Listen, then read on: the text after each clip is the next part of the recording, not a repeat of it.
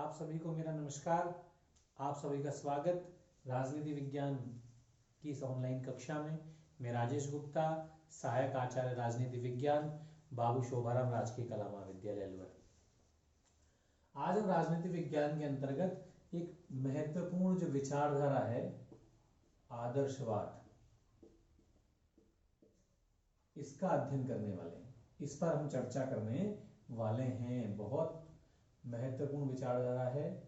इससे पहले जो मैंने वीडियो आपके समक्ष रखा था, लास्ट वीडियो, उसमें मैंने उदारवाद के बारे में आपसे चर्चा की है। हम जानते हैं कि उदारवाद का जो मूल दर्शन है वो है स्वतंत्रता। राजनीतिक और आर्थिक क्षेत्र में स्वतंत्रता उदारवाद का मूल लक्ष्य है। पश्चिमी देश, अमेरिका, ब्रिटेन, इन देशों में हमें उदारवादी विचारधारा का दर्शन देखने को मिलता है। उनके राजनीतिक क्षेत्र में देख लीजिए, आर्थिक क्षेत्र में देख लीजिए, सामाजिक क्षेत्र में देख लीजिए, वहां स्वतंत्रता उनके एक दर्शन के रूप में हमें नजर आती है। आज जो दूसरी विचारधारा है जिसको हम अध्ययन करने वाले हैं वो है आदर्शवाद। तो सबसे पहले जो आदर्शवाद है उसको अंग्रेजी में बोलेंगे हम आइडियलिज्म। आइडियलिज्म, इसको हिंदी में आदर्शवाद, अंग्रेजी में आइडियलिज्म, और ये शब्द बना है आइडिया से। आइडिया, और आइडिया का मतलब क्या होता है? विचार।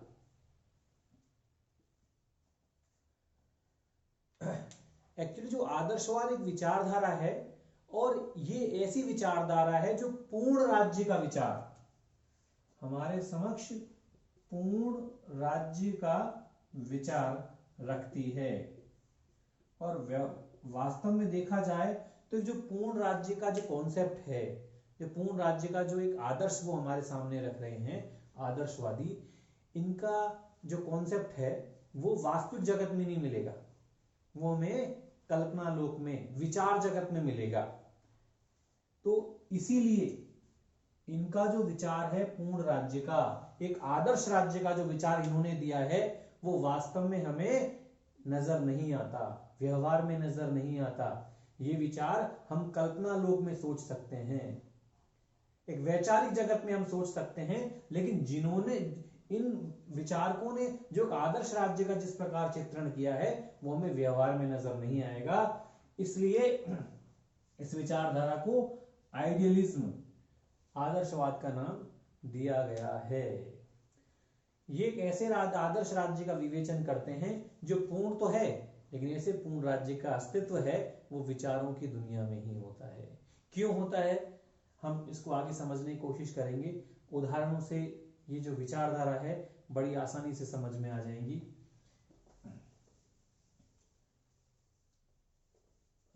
जो आदर्शवादी विचारधारा है ये वास्तव में राज्य को साध्य मानते हैं। राज्य क्या है? साध्य है। व्यक्ति क्या है? साधन। राज्य क्या है? सर्वोच्च।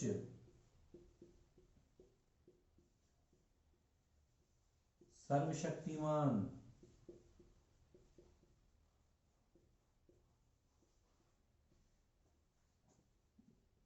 राज्य नैतिक संस्था है।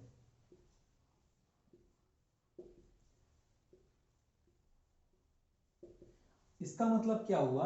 ये जो आदर्शवाद की विचारधारा है ये राज्य को बहुत महत्वपूर्ण मानती है। ये कहती है कि व्यक्ति का जो विकास है वो राज्य में रहकर ही संभव है। व्यक्ति का विकास राज्य से परे हो ही नहीं सकता। तो आदर्शवाद की जो विचारधारा है ये व्यक्ति को साधन और राज्य को साधन मानती है। व्यक्ति को साधन और राज्य को साध्य मानती है। हमने उदारवाद की विचारधारा में देखा था कि उदारवाद के लिए व्यक्ति की स्वतंत्रता ज्यादा महत्वपूर्ण है। तो उदारवादी जो दर्शन है वो व्यक्ति को साध्य मानते हैं और राज्य को साधन। लेकिन आदर्शवाद ठीक उल्टी बात करते हैं, विपरीत बात करते हैं। वो कहते हैं कि राज्य है वो साध्य है, व्यक्ति साधन है, व्यक्ति का विकास राज्य में रहकर ही संभव है, इसलिए राज्य सर्वोच्च है। राज्य हमेशा व्यक्ति के कल्याण के लिए काम करता है, इसीलिए व्यक्ति को राज्य के सारे आदेश मानने चाहिए। राज्य एक नैतिक संस्था है, यदि राज्य नहीं होगा तो व्यक्ति का विकास भी नहीं हो सकता। व्यक्ति अपनी कई आवश्यकताओं के लिए किसके ऊपर निर्भर है? राज्य के ऊपर निर्भर है। यदि राज्य नहीं है तो व्यक्ति का विकास बिल्कुल संभव नहीं है। राज्य सर्वशक्तिमान है, राज्य सर्वोच्च है, राज्य एक नैतिक संस्था है, राज्य और व्यक्ति में आंगिक संबंध है। राज्य व्यक्ति में आंगिक संबंध है,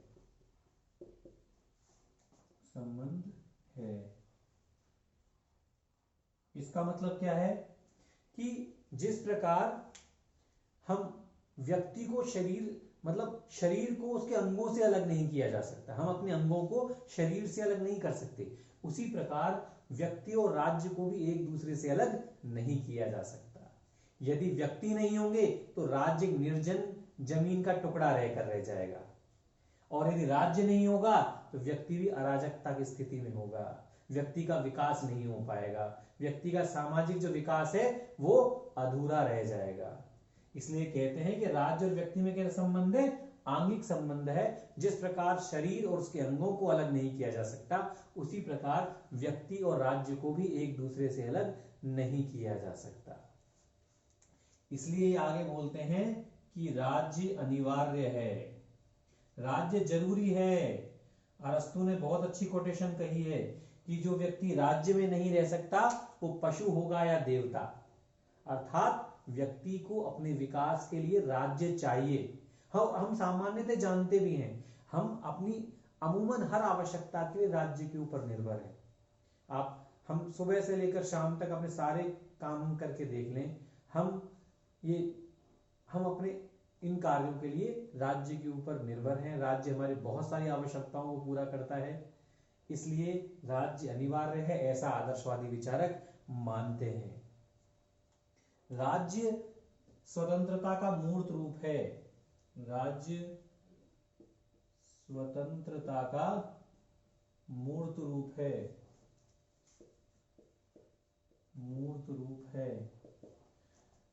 राज्य सामान्य इच्छा का प्रतीक है, सामान्य इच्छा का प्रतीक।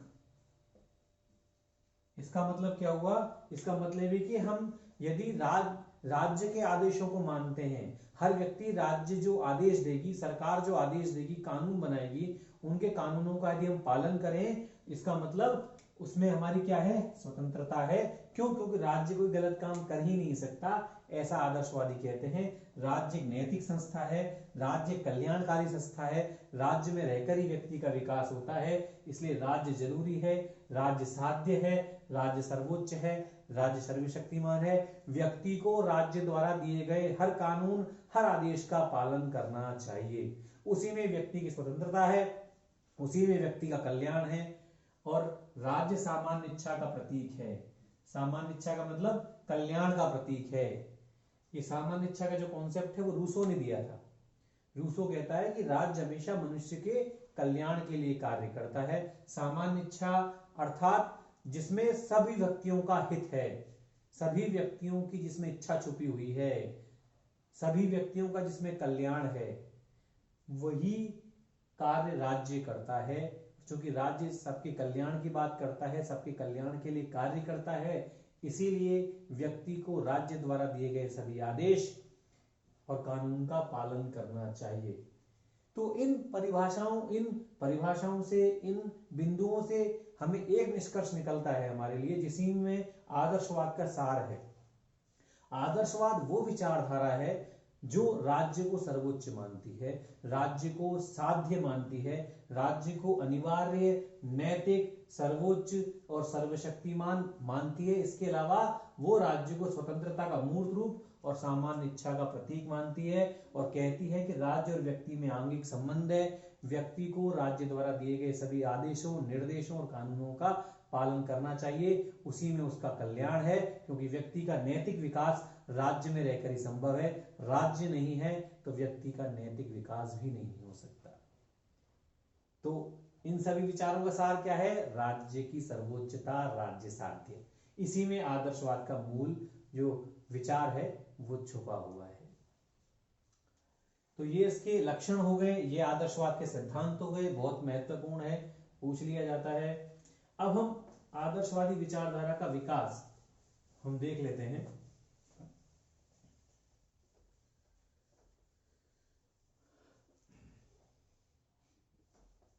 विकास,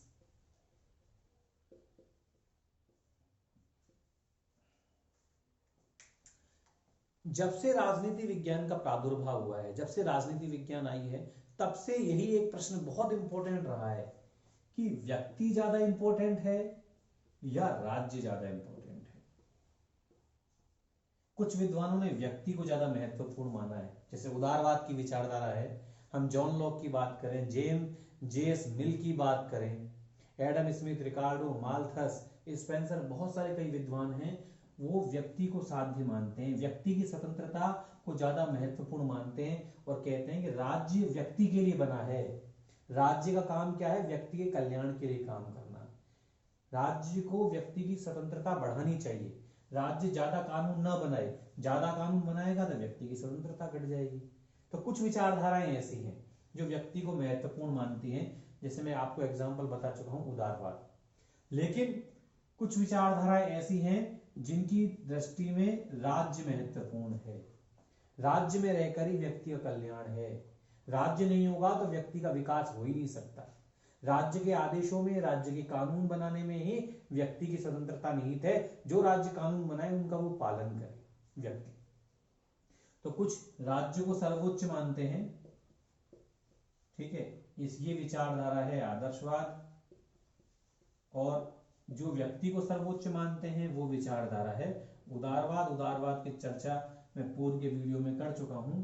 तो ये अलग अलग, तो व्यक्ति बनाम राज्य हमेशा राजनीति विज्ञान का एक ज्वलंत प्रश्न रहा है। अब हम बात करते हैं आदर्शवाद। तो ये जो प्रश्न जो कि शुरू से चला, इसलिए प्राचीन काल से ही जो कुछ विचारक रहे हैं उन्होंने राज्य की सर्वोच्चता को स्वीकार किया है, राज्य को व्यक्ति की तुलना में ज्यादा महत्वपूर्ण माना है। इनमें जो सबसे पहला नाम बात करूं तो प्लेटो, फिर आता है अरस्तु।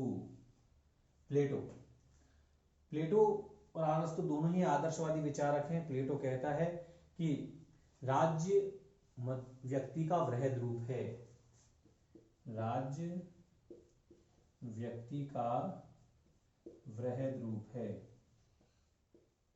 वृहद रूप है। प्लेटो ने यहां तक कहा है कि मनुष्य में मुख्यतः 3 तत्व मिलते हैं, हर मनुष्य में 3 तत्व मिलते हैं। हर मनुष्य में एक विवेक मिलेगा, एक उसमें साहस मिलेगा, एक उसमें लालसा मिलेगी।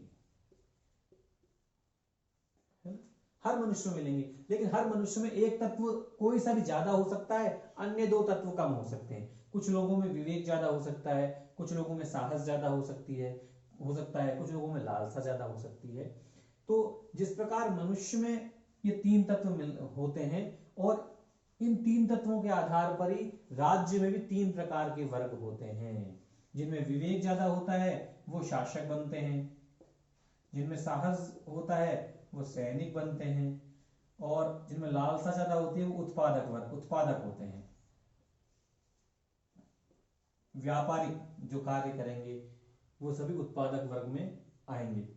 तो इस प्रकार मनुष्य का ही वृहद रूप, जिस प्रकार मनुष्य में 3 गुण हैं और 3 गुणों के अनुरूप ही वो राज्य में भी 3 प्रकार के वर्ग बना देता है, लोगों को 3 वर्गों में बांट देता है। तो प्लेटो ने कहा है राज्य व्यक्ति का वृहद रूप है, अर्थात मनुष्य में जिस प्रकार 3 गुण मिलते हैं और एक तत्व ज्यादा होता है इनमें से, उसी प्रकार राज्य में भी मनुष्य के 3 गुणों के अनुरूप ही, जिनमें विवेक ज्यादा है वो किस में जाते हैं? शासक में, जो साहस है वो सैनिक बने, और जो लालसा है वो क्या बनेंगे? उत्पादक। राज्य में भी 3 वर्ग बनेंगे। तो राज्य व्यक्ति का वृहद रूप है, ऐसा किसने कहा है? प्लेटो ने। और राज्य मनुष्य के विकास के लिए जरूरी है। अरस्तु भी आदर्शवादी विचारक है। अरस्तु ने तो बहुत अच्छी कोटेशन भी कही है, बहुत प्रसिद्ध कोटेशन है, बहुत प्रसिद्ध लाइन है वो, कि जो व्यक्ति राज्य में नहीं रहता, जो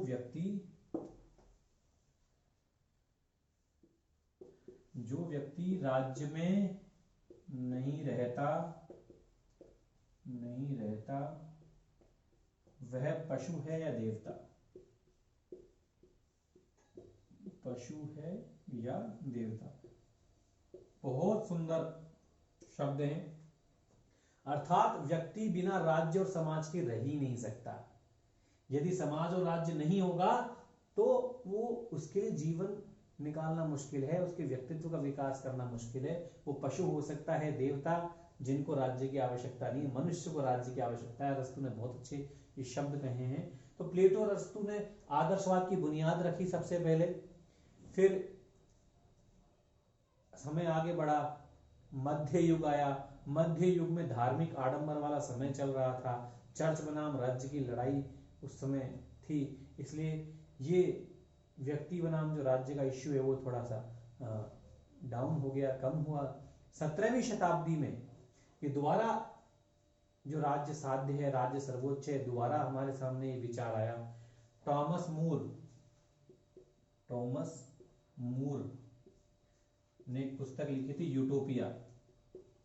प्लेटो के जो विचार हैं उनसे प्रभावित उन्होंने यूटोपिया नामक एक पुस्तक लिखी। उसमें उन्होंने आदर्शवादी अपने विचार प्रस्तुत किए। उसके बाद रूसो बहुत प्रसिद्ध विचारक है।